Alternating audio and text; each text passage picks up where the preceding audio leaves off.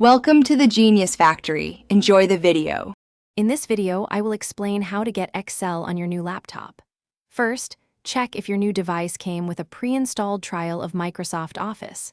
If not, you have two main paths: a Microsoft 365 subscription for ongoing access and updates, or a one-time purchase of a specific Office suite.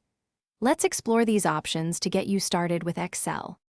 Opting for Microsoft 365 gives you access to Excel, Word, PowerPoint, and more, along with 1 terabyte of cloud storage. It's a subscription service, meaning you pay a monthly or annual fee, but you always get the latest features and security updates.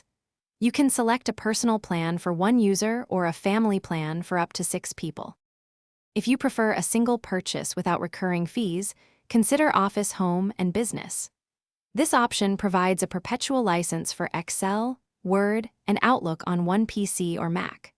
While it doesn't include cloud storage or feature updates like Microsoft 365, it's a great choice if you only need the core applications and prefer a one-time investment. Once you've chosen your preferred option, the installation process is straightforward. Log into your Microsoft account, download the Office installer, and follow the simple on-screen prompts. After installation, open Excel and activate it using your Microsoft account credentials or the product key you received. You'll be ready to create spreadsheets in no time.